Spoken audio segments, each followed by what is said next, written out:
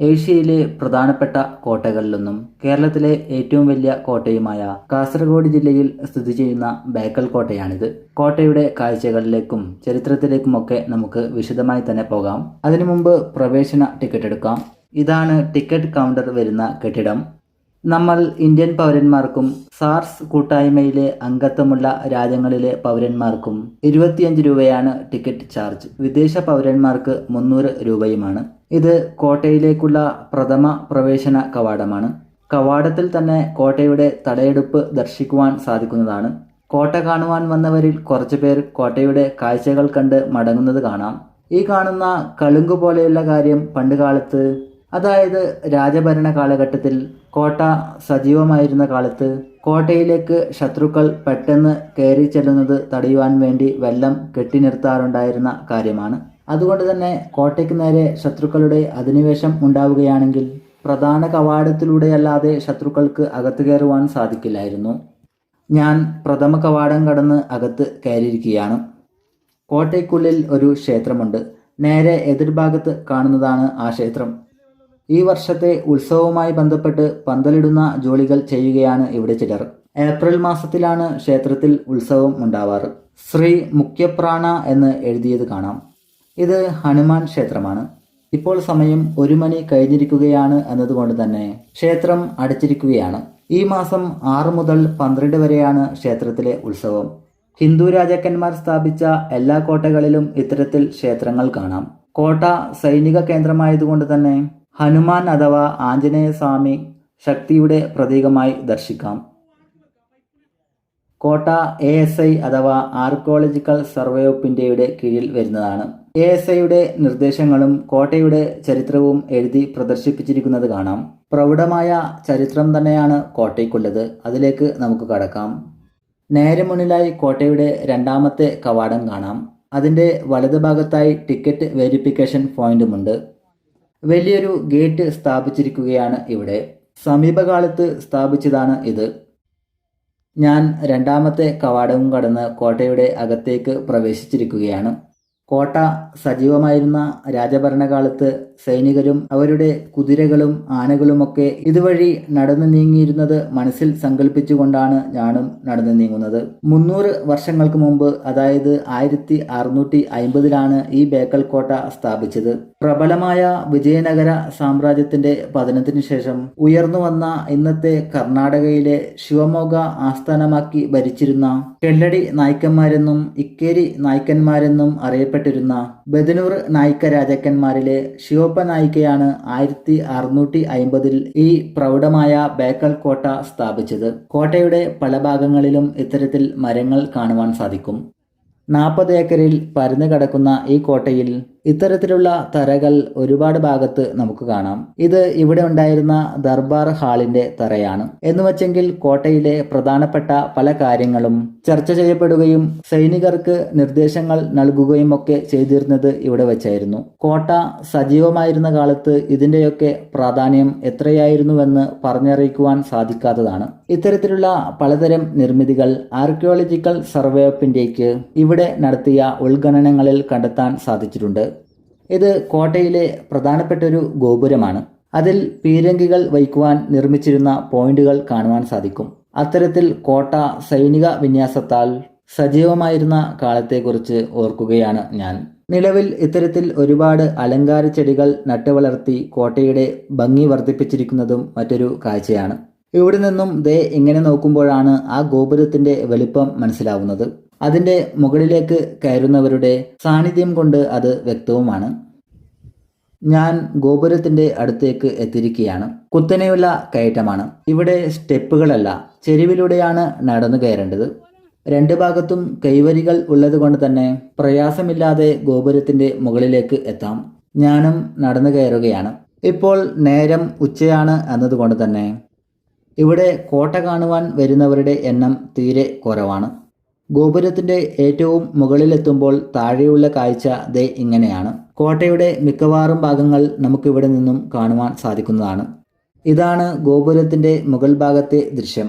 ഒരു കാലത്ത് ഇവിടെ 4 ഭാഗത്തും ലക്ഷ്യമാക്കി നിർത്തിയിരുന്ന പീരങ്കികൾ കൊണ്ടും സൈനികരുടെ സാന്നിധ്യം കൊണ്ടും എത്രമാത്രം ഇവിടം പ്രാധാന്യമാർന്നു എന്നത് ഒന്ന് ഓർത്തു പോവുകയാണ്. തികഞ്ഞൊരു നിരീക്ഷണ ഗോപുരം തന്നെയാണിത്. കോട്ടയുടെ വിവിധ ഭാഗങ്ങളിലേക്കും പുറം പ്രദേശങ്ങളിലേക്കും അപ്പുറത്ത് കടൽ തീരത്തിൻ്റെയും കാഴ്ചകൾ ഇവിടെ നിന്നും വ്യക്തമാണ്. നേരെ മുന്നിൽ കാണുന്നത് ബേക്കൽ ബീച്ച് അഥവാ പള്ളിക്കര ബീച്ചാണ്. ഇവിടെ കോട്ട കാണുവാൻ വരുന്നവരിൽ മിക്കവാറും പേര് അവിടെ ബീച്ചിലും പോകാറുണ്ട്. ബേക്കൽ കോട്ടയെപ്പോലെ തന്നെ പ്രസിദ്ധമാണ് ഈ ബീച്ചും. ബീച്ചിന്റെ കാഴ്ചകളിലേക്കും ഞാൻ പോകുന്നുണ്ട്. അതിന്റെ വീഡിയോ അടുത്ത ഭാഗത്ത് വരുന്നതായിരിക്കും. ഇവിടെ നല്ല വെയിലടിക്കുന്നുണ്ടെങ്കിലും ചുറ്റും നിന്ന് വരുന്ന കാറ്റ് അതിനെ സൗമ്യപ്പെടുത്തുകയാണ്. കുറച്ചു പേർ ഗോപുരത്തിലേക്ക് കയറി വരുന്നതും കാണാം. സെൽഫികൾ എടുക്കുക എന്നത് തന്നെയാണ് ഇവിടെ വരുന്നവരുടെ പ്രധാന ആക്ടിവിറ്റി. എന്നാൽ ഈ കോട്ടയുടെ ചരിത്രത്തെക്കുറിച്ചും അതിൻ്റെ ചരിത്ര പ്രാധാന്യത്തെക്കുറിച്ചുമൊക്കെ ഇവിടെ എത്തുന്നവർ അറിയുവാൻ ശ്രമിക്കുന്നുണ്ടോ എന്നത് സംശയകരമായ കാര്യമാണ്. എന്തൊക്കെയാണെങ്കിലും 40 ഏക്കറിൽ ചെങ്കല്ല് കൊണ്ട് നിർമ്മിച്ചിരിക്കുന്ന ഈ കോട്ട ഒരു ചരിത്ര സ്പന്ദനം തന്നെയാണ്. 12 മീറ്റർ ഉയരത്തിലാണ് ഈ ബേക്കൽ കോട്ട സ്ഥിതി ചെയ്യുന്നത്. 1992 ഇന്ത്യ ഗവൺമെൻറ് ബേക്കൽ കോട്ടയെ സ്പെഷ്യൽ ടൂറിസ്റ്റ് ഏരിയയായി പ്രഖ്യാപിക്കുന്നത്. അതിനുശേഷം 1995 Bekal fort tourism development corporation സ്ഥാപിച്ചു. ഒരുപാട് സിനിമാ ഗാനങ്ങൾക്കും സീനുകൾക്കും ഈ ബേക്കൽ കോട്ട ദൃശ്യഭംഗി ഏകിയിട്ടുണ്ട്. ഇത് കുതിരക്കുളം എന്നറിയപ്പെടുന്ന പടവുകളോടുകൂടിയ കിണർ അഥവാ കുളമാണ്.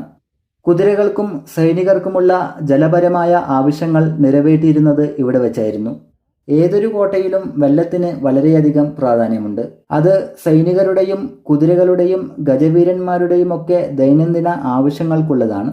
അത് ചിലപ്പോൾ ശത്രുസേന കോട്ട വളഞ്ഞ് കോട്ടയ്ക്ക് ഉപരോധം ഏർപ്പെടുത്തുകയാണെങ്കിൽ ദീർഘനാളത്തെ ഉപയോഗത്തിനായി ഇത്തരത്തിൽ ജലസ്രോതസ്സുകൾ കോട്ടകളിൽ സാധാരണമാണ്. മറ്റൊരു രീതിയിൽ പറയുകയാണെങ്കിൽ ശുദ്ധജലത്തിന്റെ ലഭ്യതയുള്ള സ്ഥലം നോക്കിയായിരിക്കും കോട്ടകൾ പണിയുക. ഇത്തരം കോട്ടകളുടെ മുകളിൽ ശത്രുസൈന്യങ്ങൾ ദീർഘനാളത്തെ ഉപരോധങ്ങൾ ഏർപ്പെടുത്തുന്നത് ചരിത്രത്തിൽ പല കാലഘട്ടത്തിലും സൈനിക നടപടികൾക്കും ആക്രമണങ്ങളിലും പ്രതിരോധങ്ങളിലും കാണുവാൻ സാധിക്കുന്നതാണ്. നേരത്തെ കവാടത്തിന്റെ ഭാഗത്തായി കണ്ട ദർബാർ ഹാളിന്റെ തറ ഇവിടെയും കാണാം. അതിനാൽ തന്നെ ഈ കോട്ടയിൽ ഒന്നിൽ കൂടുതൽ ദർബാർ ഹാളുകൾ ഉണ്ടായിരുന്നു എന്നാണ് കണ്ടെത്തൽ. ഈ കാണുന്ന കെട്ടിടം പഴയകാലത്തെ ആയുധപുരയായിരുന്നു എന്നാണ് കണ്ടെത്തിയിരിക്കുന്നത്. അധികം മഴയോ വെയിലോ ഏൽക്കാൻ പാടില്ലാത്ത ആയുധങ്ങൾ സൂക്ഷിച്ചിരുന്നതായിരിക്കാം ഇവിടം. ഇതൊരു ദൃഢതയുള്ള നിർമ്മിതിയാണ്. ഇതിന്റെ അകത്തേക്കൊന്നും പോകുവാൻ അനുവാദമില്ല. ഇത് കോട്ട തീരത്തിനോട് അഭിമുഖമായി നിൽക്കുന്ന കൊത്തലമാണ്. എന്നാൽ അതിലേക്ക് പ്രവേശനം അനുവദിക്കുന്നില്ല. ഇരുമ്പ് തണ്ടുകൾ കൊണ്ട് പ്രവേശനം തടഞ്ഞിരിക്കുകയാണ്. ഞാനിപ്പോൾ നടന്ന് കോട്ടയുടെ നടുഭാഗത്ത് എത്തിയിരിക്കുകയാണ്. ഇത് സമീപകാലത്ത് ചെങ്കല്ല് പാകിയിരിക്കുന്ന നടവഴിയാണ്. നിരന്തരം ഇവിടെ പുരോഗമന പ്രവർത്തനങ്ങൾ നടത്തിക്കൊണ്ടിരിക്കുകയാണ്. അതിന്റെ ഭാഗമായി ഓരോ വർഷം കൂടുന്തോറും സൗന്ദര്യവൽക്കരണവും കോട്ടയുടെ ഭാഗങ്ങൾ ബലപ്പെടുത്തുന്നതുമൊക്കെ കാണാവുന്നതാണ്. മരത്തണലുകളിൽ ഇരിപ്പിടങ്ങളോടുകൂടിയ ഒരു വിശ്രമ ഇടമാണിത്. ഈ ഭാഗത്ത് പൊതുവെ കമിതാക്കലയാണ് കാണാൻ സാധിക്കുക. ചുറ്റുപൊള്ളുന്ന വെയിലത്ത് ഇത്തരത്തില് മരത്തണലുകളിൽ വന്നിരിക്കുക എന്നത് കോട്ട കാണാൻ വരുന്നവർക്ക് ആശ്വാസവുമാണ്. ഇത് സമുദ്രത്തിനോട് ചേർന്ന് കിടക്കുന്ന കോട്ടയുടെ ഭാഗമാണ്. നേരെ അപ്പുറത്തു നിന്നും തിരമാലകളുടെ സാന്നിധ്യം കൊണ്ട് തന്നെ കാറ്റ് വന്നടിക്കുകയാണ്. ഇവിടെ നിൽക്കുമ്പോൾ നല്ല കാഴ്ചയാണ്, അതിൻ്റെ കൂടെ കാറ്റും. ഇത് കോട്ടയുടെ അണ്ടർഗ്രൗണ്ട് റൂട്ട് അഥവാ രഹസ്യപാതയാണ്. നിലവിൽ ഇത് ലോക്ക് ചെയ്തിരിക്കുകയാണ്. ഇതുവഴി സഞ്ചരിച്ചാൽ അപ്പുറത്ത് തീരത്തിനോട് ചേർന്നുള്ള ഭാഗത്ത് എത്തിച്ചേരാനാവും. അതുകൊണ്ട് തന്നെ പണ്ട് കാലത്ത് ഇത് തന്ത്രപ്രധാനമായ ഒന്നായിരുന്നു. ഇതാണ് അണ്ടർഗ്രൗണ്ട് പാസേജിന്റെ കാഴ്ച. നേരെ പോയി ഇടത്തോട്ട് തിരിഞ്ഞു നടന്നാൽ പിന്നീട് എത്തുക അപ്പുറത്ത് തീരത്തിന്റെ സമീപത്തായിരിക്കും. അങ്ങനെ ഈ 40 ഏക്കർ വരുന്ന കോട്ടയിലൂടെ ഞാൻ നടന്നുകൊണ്ടിരിക്കുകയാണ്. ഈ കാണുന്നത് ഏറെ പ്രധാനപ്പെട്ടതും കോട്ടയുടെ പ്രതിരോധ സംവിധാനത്തിന്റെ മർമ്മവുമായിരുന്ന കാര്യമാണ്. ഈ കാണുന്ന പൊത്തുകൾ തീരത്തിന് അഭിമുഖമായി കോട്ടയിൽ നിന്നും തോക്കുകൾ സ്ഥാപിച്ചിരുന്ന ഹോളുകളാണ്. തീരം വഴി വരുന്ന ശത്രുക്കളെ, അതായത് ശത്രു വഞ്ചികളെയൊക്കെ നേരിട്ടിരുന്നത് ഇതിലൂടെയായിരുന്നു. ഈ ഭാഗത്തും അപ്പുറത്ത് കണ്ടതുപോലെ പൊത്തുകൾ കാണാം. നേരത്തെ കണ്ടതിനേക്കാളും കുറച്ചധികമാണ് ഇവിടെ അവ. ഇത് തീരത്തിലേക്കുള്ള നിരീക്ഷണ ഭാഗമാണ്. നേരെ തീരത്തിലേക്കുള്ള കാഴ്ച ഇതാണ്. കടൽ വെള്ളം ഒരു പച്ച നിറത്തിലാണ് ഇവിടെ കാണുവാനാവുക. തീരത്തിൻ്റെതായ എല്ലാവിധ ഭംഗിയും ഇവിടെ കാണാം. ഇവിടെ വലതുഭാഗത്തായി കുറച്ച് കെട്ടിടങ്ങൾ കാണാം. നിലവിൽ ഉപയോഗയുക്തമല്ലാത്തവയാണ്. കുറച്ചു കാലങ്ങൾക്ക് മുമ്പ് വരെ കോട്ടയുമായി ബന്ധപ്പെട്ട് ASIയുടെ പഠനങ്ങളുമായി ബന്ധപ്പെട്ട ഇടങ്ങളായിരിക്കാം ഇവ എന്നാണ് തോന്നുന്നത്. ഞാൻ വീണ്ടും നേരെ നടന്നുകൊണ്ടിരിക്കുകയാണ്. കോട്ടയെ മൊത്തത്തിൽ വലം വയ്ക്കുന്ന പോലെയാണ് ഈ നടത്തം. കോട്ടയും കോട്ടയുടെ ചരിത്രവും എത്ര ഗംഭീരമാണെങ്കിലും ഇന്ത്യക്കാരുടെ പൊതു സ്വഭാവം ഇവിടെയും കാണാം. കോട്ടയ്ക്കുള്ളിൽ പ്ലാസ്റ്റിക് കവറുകളും കുപ്പികളൊന്നും ഉപേക്ഷിക്കരുത് എന്ന് കർശനമായ നിർദ്ദേശം ഇരിക്കെയാണ് ഇത് എന്നതാണ് നിരാശാപരമായ കാര്യമാവുന്നത്. ഞാൻ കോട്ടയുടെ മറ്റൊരു ഭാഗത്ത് എത്തിയിരിക്കുകയാണ്. ഇവിടെ ഇരിപ്പിടങ്ങളും ഒരു കടയും കാണാം. തണുത്ത വെള്ളവും സ്നാക്സും ഇവിടെ ലഭ്യമാണ്. ഉപ്പിലിട്ട ചില ഭക്ഷണ വസ്തുക്കളുമുണ്ട്. ഈ വെയിലത്ത് തളർന്നു വരുന്നവർക്ക് ഇതൊരു ആശ്വാസം തന്നെയാണ്. ഇവിടെ താഴേക്ക് ഇറങ്ങാനുള്ള വഴിയാണ്. ഇനി അങ്ങോട്ട് കോട്ടയുടെ ഗൗരവ സ്വഭാവത്തിൽ നിന്നും കുറച്ചൊന്ന് വിനോദസഞ്ചാരപ്രദമായ പ്രദേശം പോലെയുള്ള കോട്ടയുടെ ഭാഗമാണ്. കോട്ട കണ്ടു വരുന്നവർക്ക് കാറ്റുകൊണ്ടിരിക്കാൻ പറ്റിയ ഭാഗമാണിത്. നേരെ മുന്നിൽ കടലിനോട് ചേർന്നിട്ടുള്ള കോട്ടയുടെ റിങ് പോലൊരു ഭാഗം കാണാം. ഈ ഭാഗമാണ് പല ചിത്രങ്ങളിലും ബേക്കൽ കോട്ടയുടെ പ്രധാന ഭാഗമായി കാണിക്കുന്നത്. കേരവൃക്ഷങ്ങൾ അഥവാ തെങ്ങുകൾ കോട്ടയുടെ ഭംഗി വർദ്ധിപ്പിക്കുകയാണ് ചെയ്യുന്നത്. നല്ല കാറ്റാണ് വീശുന്നത് എന്നതുകൊണ്ട് തന്നെ ഇത് തീരത്തിനോട് ചേർന്നിട്ടുള്ള സ്ഥലമായതുകൊണ്ട് തന്നെ ടൂറിസ്റ്റുകൾക്ക് കാറ്റ് കൊണ്ടിരിക്കാൻ ഇരിപ്പിടങ്ങൾ ഇവിടെയും കാണാം. സമയം വൈകുന്നേരത്തിനടുത്ത് മാത്രമേ എത്തിയിട്ടുള്ളൂ എന്നതുകൊണ്ട് ആ കാണുന്ന റിങ് പോലെയുള്ള കോട്ട ഭാഗത്ത് നല്ല ചൂടാണ്. അതുകൊണ്ട് തന്നെ കോട്ട കാണുവാൻ വന്നവർ അവിടെ പോകാൻ മടിച്ചിരിക്കുകയാണ്. ഞാൻ കുറച്ചിപ്പുറത്ത് ബീച്ച് പോലെ കാണപ്പെടുന്ന സ്ഥലത്തിന്റെ ദൃശ്യങ്ങൾ ചിത്രീകരിച്ചു കൊണ്ടിരിക്കുകയാണ്. ആ ബീച്ചിലേക്ക് പോകുന്നതിന് അനുവാദമില്ല. ദേ കാണുന്നത് പോലെ പഞ്ചാരമണൽ എന്നറിയപ്പെടുന്ന വെള്ള നിറത്തിലുള്ള പൂഴിമണ്ണാണ് കാസർഗോഡിന്റെ ബീച്ചുകളിൽ കാണാറുള്ളത്. ഈ ഭാഗത്ത് ബീച്ചിലേക്ക് പ്രവേശനം കർശനമായി തടഞ്ഞിരിക്കുകയാണ്. ഇവിടെ നല്ല വേഗത്തിൽ തിരമാലകൾ അടിക്കുന്ന നേരവും ഉണ്ടാവാറുണ്ട്. കാസർഗോഡ് ജില്ലയിലെ ടൂറിസ്റ്റ് കേന്ദ്രങ്ങളിൽ 1-ാം സ്ഥാനത്ത് വരുന്നതാണ് ഈ ബേക്കൽ പോർട്ട്. ഞാനങ്ങനെ കോട്ട കടലിന്റെ തീരത്തായി ചേർന്ന് കിടക്കുന്ന ഐക്കോണിക് ആയിട്ടുള്ള ആ റിങ് പോലെയുള്ള ഭാഗത്ത് എത്തിയിരിക്കുകയാണ്. കോട്ടയും കടലും ഒന്നിച്ച് ചേരുന്നത് പോലെയാണ് ഇവിടെ നിന്നുമുള്ള കാഴ്ച. യാതൊരു കാരണം വച്ചാലും ഇവിടെ താഴെ ബീച്ചിലേക്ക് ഇറങ്ങുന്നത് അപകടകരമാണ്. ഇപ്പോൾ ഇവിടെ കുറച്ചു പേരെ കാണുവാൻ സാധിക്കുന്നു. വെയിലിൻ്റെ ചൂട് കുറച്ച് കുറഞ്ഞിട്ടുണ്ട്.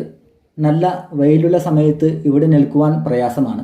ഇവരിൽ ഈ കോട്ടയുടെ ചരിത്രത്തെക്കുറിച്ച് അറിയാവുന്ന എത്ര പേർ ഉണ്ടാവുമെന്ന കാര്യം സംശയകരമാണ്. ഒരു വിനോദസഞ്ചാര പ്രദേശത്ത് വരുന്നതിനുപരി അതൊരു ഹിസ്റ്റോറിക്കൽ സ്പോട്ട് ആണെങ്കിൽ അതിനെക്കുറിച്ച് അറിയുവാൻ ശ്രമിക്കുന്നത് നമ്മൾ ഇന്ത്യക്കാരുടെ രീതിയല്ല എന്ന് എനിക്ക് പലപ്പോഴും തോന്നാറുള്ള കാര്യമാണ്. ഇവിടെ പല സമയത്തും തിരമാലകൾ ഈ കാണുന്ന കോട്ടമതിലിൽ വരെ വന്ന് അടിക്കാറുണ്ട്. അതുകൊണ്ട് തന്നെ ഇവിടെ താഴേക്ക് ഇറങ്ങുവാനോ ഈ മതിലുകളുടെ മുകളിൽ കയറി നിൽക്കുവാനോ അനുവാദമില്ല. എന്തൊക്കെയാണെങ്കിലും ഇവിടുത്തെ കാഴ്ച എന്ന് പറയുന്നത് ഗംഭീരമാണ്. ഫോട്ടോകൾ എടുക്കുക എന്നതാണ് ഇവിടെ വരുന്നവരുടെ പ്രധാന ആക്ടിവിറ്റി. ഇവിടെ കടലിൻ്റെ വക്കത്തേക്ക് ഇറങ്ങി ഫോട്ടോ എടുക്കുവാൻ ശ്രമിക്കുന്നവരുമുണ്ട്. അങ്ങനെ ശ്രമിച്ചവരിൽ പലർക്കും അപകടങ്ങൾ സംഭവിച്ചിട്ടുമുണ്ട്. ഈ കാണുന്നവരിൽ പകുതി പേരും കന്നഡികരാണ്. എന്നാൽ ഈ കോട്ട സ്ഥാപിച്ച ശിവമോഗ ആസ്ഥാനമാക്കി ഭരിച്ചിരുന്ന ഇക്കേരി നായിക്ക രാജാക്കന്മാരെ കുറിച്ച് ഇവർക്ക് എന്തെങ്കിലും അറിവുണ്ടോ എന്ന കാര്യം സംശയമാണ്. കാരണം പലപ്പോഴും ചരിത്രം അങ്ങനെയാണ്. ഞാനിവിടെ കുറച്ചിപ്പുറത്ത് കടൽ തീരത്തിനോട് ചേർന്ന് നടക്കുവാനുള്ള പാതയുടെ ഭാഗത്ത് വന്നിരിക്കുകയാണ്. നല്ല വെയിലാണെങ്കിലും ഇവിടെ നിന്നുമുള്ള ദൃശ്യം ദേ കാണുന്നത് പോലെ നല്ല ഗംഭീരമാണ്. ഇവിടെ നിന്നും വശങ്ങളിലേക്കുള്ള കാഴ്ചയിൽ കോട്ടമതിലുകൾ തലയുയർത്തി നിൽക്കുന്നത് കാണാം. ഞാനിപ്പോൾ നടക്കുന്ന ഈ വഴി പഴയകാലത്തെ കോട്ടയുടെ ഭാഗമായിട്ടുള്ളതല്ല എന്നാണ് തോന്നുന്നത്. കാരണം ഈ പാത കോട്ടയുടെ സുരക്ഷയ്ക്ക് ഭീഷണിയാണ്. ഞാൻ വീണ്ടും നടന്ന് കോട്ടയുടെ മറുവശത്ത് ബേക്കൽ ബീച്ചിൻ്റെ ഭാഗത്ത് എത്തിയിരിക്കുകയാണ്. നേരെ മുന്നിൽ മത്സ്യത്തൊഴിലാളികളുടെ മീൻപിടുത്ത ബോട്ടുകൾ കാണാം. അതിനപ്പുറം ബേക്കൽ ബീച്ച് അഥവാ പള്ളിക്കര ബീച്ച് അതിൻ്റെ വിനോദ കാഴ്ചയിലേക്ക് ഒരുങ്ങി നിൽക്കുകയാണ്. ബീച്ചിൻ്റെ കാഴ്ചകളിലേക്ക് ഞാൻ പോകുന്നുണ്ട്. അത് അടുത്ത വീഡിയോയിൽ കാണാം. ഈ വീഡിയോ ഇഷ്ടപ്പെട്ടുവെങ്കിൽ വീഡിയോ ലൈക്ക് ചെയ്യുമെന്ന് വിചാരിക്കുന്നു. അതേപോലെ തന്നെ ഇത്തരത്തിലുള്ള പുതിയ വീഡിയോകൾക്കായി ചാനൽ സബ്സ്ക്രൈബ് ചെയ്യാവുന്നതാണ്.